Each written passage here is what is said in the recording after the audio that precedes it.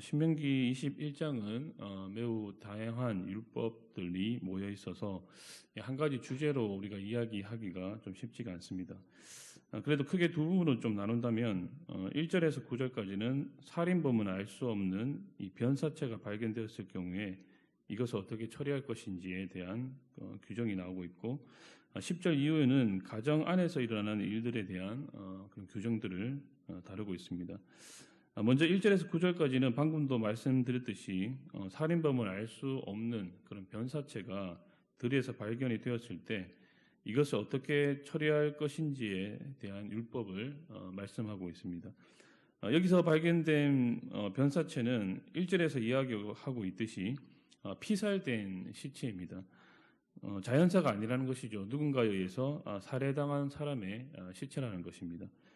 성업이 아니라 들에서 발견된 시체이기 때문에 목격자가 거의 없을 수밖에 없고, 이것은 이 사건이 미제 사건으로 이제 결론 내려질 수밖에 없는 그런 상황이라는 것이죠. 이런 상황에서 무죄한 자의 피가 흘려진 이 사건을 어떻게 처리를 할 것인가? 율법은 가장 먼저 이 장로와 재판장이 나가서 피살된 곳에서 가장 가까운 성읍을 알아봅니다.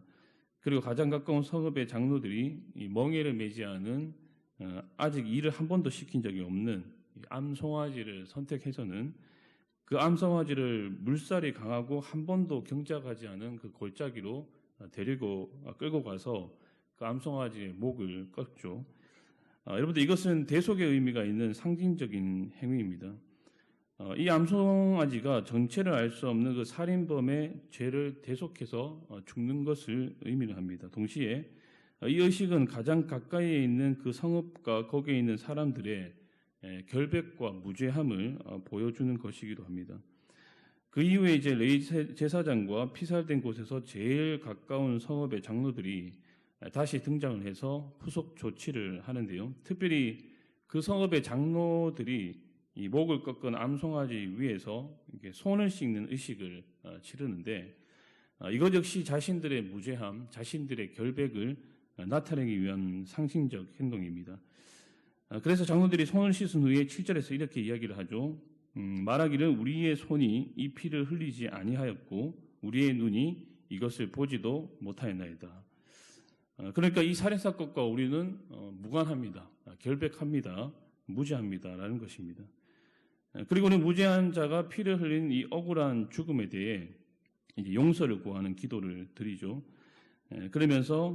그러면 무죄한 자가 피 흘린 죄가 사해질 것이다라고 말씀하고 있습니다. 우리는 이 미제 살인 사건에 대한 율법의 규정들을 보면서 몇 가지 교훈을 얻을 수가 있습니다. 여러분들, 오늘날도 무죄한 사람들이 피를 흘리는 그 억울한 죽음, 또 억울한 피해가 참 얼마나 많습니까? 우리가 뉴스만 틀면은 세계 곳곳에서 이러한 사람들의 소식들로 꽉 차 있는 것을 확인할 수가 있습니다.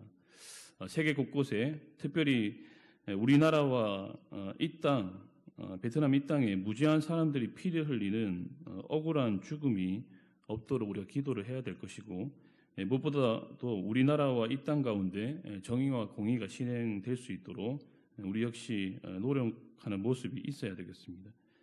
그런가 하면 이 미제 살인사건에 대해 공동체 전체가 관심을 가지고 적극적으로 개입해서 함께 처리하는 그런 모습을 보게 됩니다. 특별히 이스라엘의 사법 지도자, 정치 지도자, 종교 지도자들이 총 출동해서는 책임을 지고 이 문제를 함께 처리해 나가는 것을 볼 수가 있습니다. 이것이 바로 하나님 나라의 공동체 의식이고 책임 의식이라는 것을 우리가 볼 수가 있는 것이죠. 갈라디아서 6장 2절에서 사도 바울이 이렇게 이야기를 합니다. 너희가 서로 짐을 지라 그리하여 그리스도의 법을 성취하라 라고 말씀하고 있습니다. 공동체 안에 서로에 대해 어떠한 문제가 발생했을 때 무관심으로 반응하지 말고 책임의식을 가지고 할 수만 있다면 적극적으로 개입해서 도와줄 일이 있으면 돕고, 혹시 바로 잡아야 할 일이 있으면 바로 잡으라는 것입니다. 사랑하는 여러분, 우리가 서로에 대해 책임을 지는 사람들이 되었으면 좋겠습니다. 그것이 어려움 속에 있는 지체를 돕는 것으로 나타날 수도 있지만, 혹시 옆에 지체가 잘못된 길로 가고 있을 때 그것을 바로 잡아줄 수 있는 바로 용기 있는 행동도 서로를 책임지는 건강한 공동체의 모습이라고 생각합니다.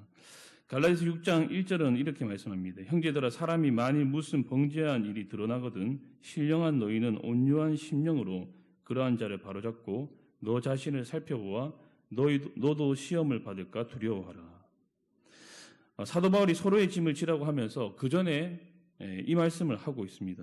서로의 짐을 지는 것은 잘못된 길로 가고 있는 지체를 온유한 마음으로 권면하고 설득하고 바로잡아서 바로 올바른 길로 가도록 만드는 것이라는 것이죠. 서로에 대한 책임의식과 연대의식을 가지고 먼저는 서로를 위해 기도하는 것이 필요할 것이고 거기서 조금 더 나아가서 혹시 옆에 지체가 잘못된 길로 가고 있을 때 그것을 바로잡아줄 수 있는 용기 있는 행동 역시 저와 여러분들에게 있었으면 좋겠습니다. 이어지는 10절에서 14절에서는 전쟁에서 포로로 잡은 여성과의 그 결혼에 대한 규례를 다루고 있습니다. 전쟁에서 승리해서 포로로 잡아온 사람들 중에 혹시 아내로 삼고 싶은 아름다운 여성을 발견을 하게 되면 어떻게 해야 하는지를 규정하는 율법입니다. 포로로 잡아온 이방 여인을 아내로 삼기 위한 절차가 보시면 조금 복잡한데요. 먼저 아내를 삼고자 하는 여인의 머리를 밀고 손톱을 잘라야 한다고 말씀합니다. 이것은 여러 가지 좀 의미가 있습니다. 새로운 출발을 의미하기도 하고 또 과거와의 결별을 의미하기도 합니다. 그리고 자신에 대한 애도를 의미하기도 합니다. 그리고 나서 포로의 의복을 벗습니다. 포로로 사로잡힐 때 입었던 옷을 벗음으로써 더 이상 포로가 아니라 한 남자의 아내로서 자유인이 된다는 것을 의미합니다. 그러니까 신분의 변화를 의미하는 것이죠. 그리고 마지막으로 부모를 위해 한 달 동안 애곡하는 기간을 주고 있습니다. 이것은 전쟁 중에 여성의 부모가 사망했기 때문일 수도 있고 혹은 다시는 부모를 만날 수 없기 때문에 이렇게 30일 동안 애곡하는 기간을 주는 것이죠. 그리고 이 모든 절차가 끝나면 드디어 이제 포로를 잡아왔던 이방 여인을 아내로 맞이할 수가 있습니다. 그런데 문제는 아내로 맞이했던 이방 여인이 싫어져서 이혼하고 싶어졌을 때입니다. 혹시 남편이 변심하여서 아내를 내보내고자 할 경우에 오늘 율법에서는 그녀를 종으로 팔지 말고 자유인으로 내보내라고 말씀을 하고 있습니다. 그러니까 이것은 자칫 물건 취급 당할 수 있는 포로 출신 그 여성 아내의 인권을 보호하고 존중해 주는 하나님의 배려인 것이죠. 약자들에 대한 하나님의 배려와 자비를 느낄 수 있는 본문입니다.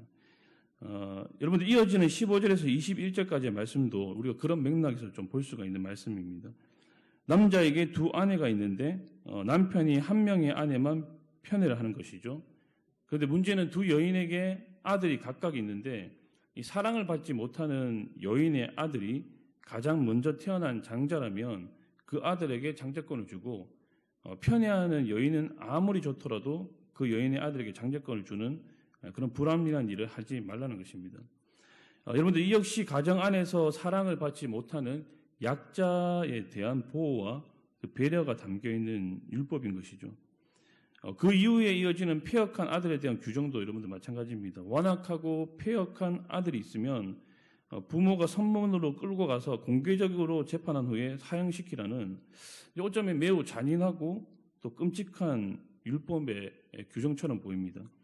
하지만 여러분들 당시 고대 사회에서는 이 자녀가 마음에 들지 않으면 아버지가 자녀를 어떠한 법적 절차 없이 어떠한 그런 재판 없이 바로 처형시킬 수도 있었던 그런 시대입니다. 그만큼 아버지의 권한이 절대적이었던 그런 시대였죠. 그 창세기에서 야곱의 아들 유다가 그 자신의 며느리 다말의 그 행음 소식을 듣고는 어떤 재판도 없이 어떤 절차도 없이 그냥 끌어내서는 바로 불태우라고 하지 않습니까? 그런 것을 보면은 당시 아버지의 권한이 좀 어마어마했다는 것을 우리가 알 수 있는 것이죠. 자, 그런 맥락에서 본다면 이 본문의 아버지의 권한은 오히려 제한적이고 객관적입니다. 그 아들을 고소하는 주어가 아버지만 있는 것이 아니라 바로 어머니도 포함된 부모입니다.